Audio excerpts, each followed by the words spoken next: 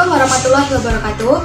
Halo teman-teman, pada kesempatan kali ini kami akan membahas materi mengenai studi etnografi penelitian kualitatif untuk memenuhi tugas mata kuliah metodologi penelitian kelas B2 dengan dosen pengampu Bapak Hermanto Rahman SOS MPA, Program Studi Ilmu Administrasi Negara, Fakultas Ilmu Sosial dan Ilmu Politik, Universitas Jember. Sebelumnya, saya akan memperkenalkan nama anggota dari kelompok kami. Dengan saya sendiri, Ernianti, dengan NIM 200910201047. Selanjutnya ada Dian Setioningrum dengan NIM 200910201022.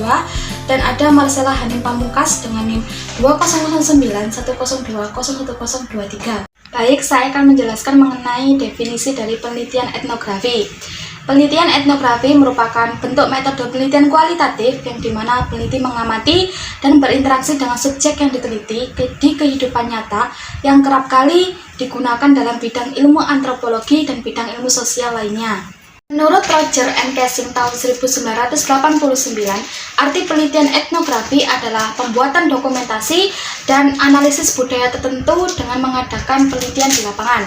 Sedangkan menurut Hammersley dan Atkinson tahun 2007, penelitian etnografi merupakan proses pengambilan jenis data penelitian dengan lensa budaya untuk mempelajari kegiatan orang-orang dalam komunitas. Selanjutnya yaitu ciri-ciri penelitian etnografi. Pertama, sumber data bersifat ilmiah. Artinya, peneliti harus memahami gejala-gejala empirik di kehidupan sehari-hari. Kedua, pelaku sendiri merupakan instrumen penelitian yang paling penting dalam pengumpulan data. Ketiga, bersifat deskripsi. Artinya, mencatat secara teliti fenomena budaya yang dilihat, dibaca, atau lewat apapun termasuk dokumen resmi, kemudian mengkombinasikan, mengabstrakkan, dan menarik kesimpulan.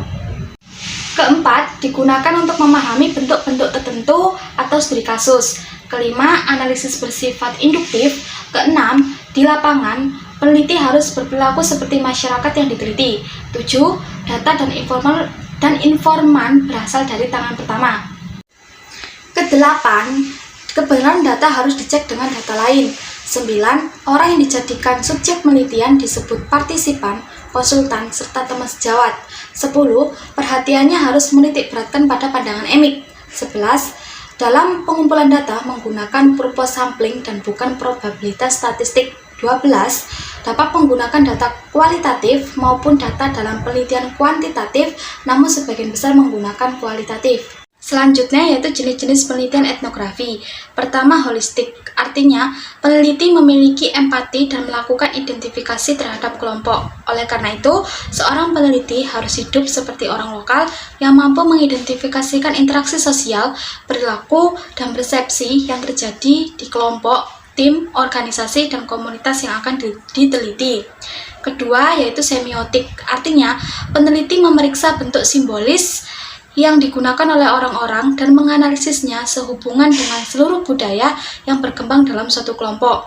Ketiga, yaitu kritis. Artinya, peneliti mencoba mengungkapkan apa yang biasanya tersembunyi dan tidak terucap dalam budaya dan mencari pada asumsi, sehingga keberadaan peneliti di masyarakat dalam jangka panjang dan mendokumentasikan pengaturan sosial dan sistem kepercayaan masyarakat.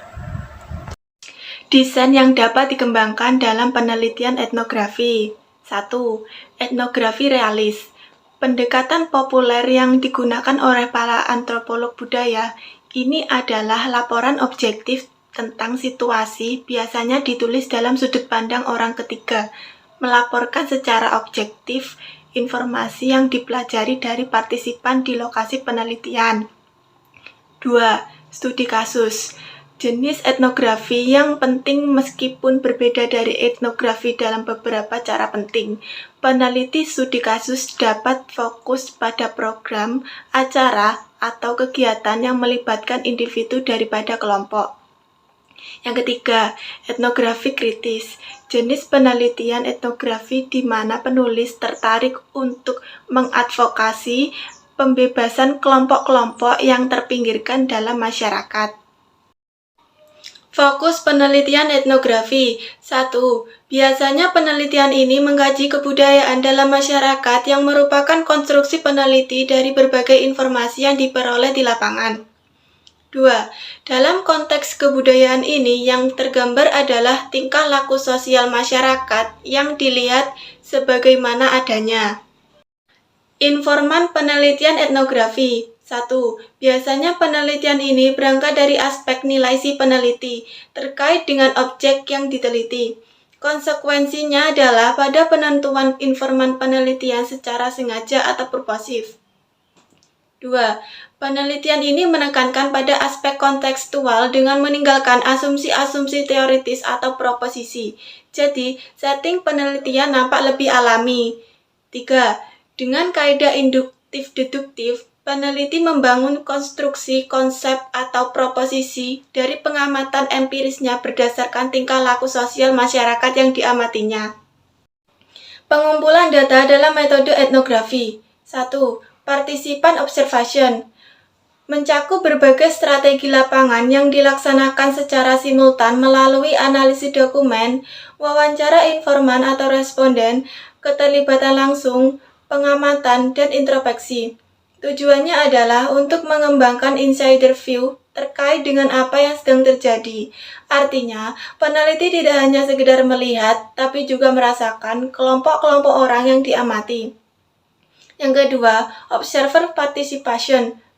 Kegiatan peneliti yang cenderung mengamati objek yang diteliti tanpa aktif terlibat dalam kegiatan kelompok orang yang diamati. Keterlibatan peneliti dalam kegiatan tidak menentukan aktivitas kelompok yang diamati. Kelebihan metode etnografi. 1. Menemukan makna objek yang diteliti. 2. Memahami norma yang berkembang dalam masyarakat.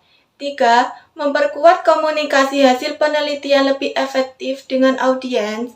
4. Mengidentifikasi kendala untuk solusi yang diperlukan masyarakat.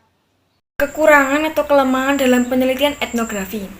Salah satu kelemahan atau kekurangan penelitian etnografi adalah kadang-kadang sulit untuk mendapatkan akses dan membangun kepercayaan dalam situs lapangan yang diinginkan oleh para peneliti.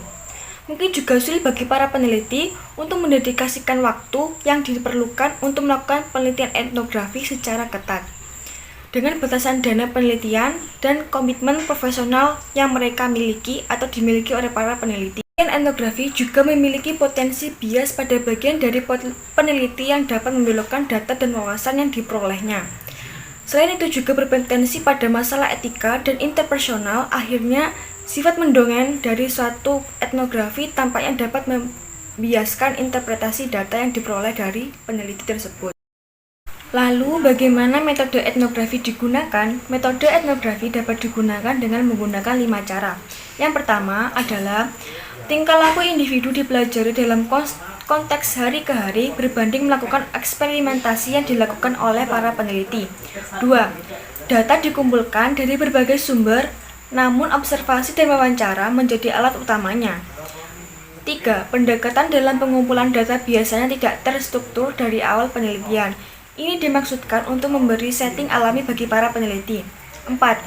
Biasanya kajian difokuskan pada satu kelompok kecil masyarakat dan bahkan bisa bersifat individual dengan life history.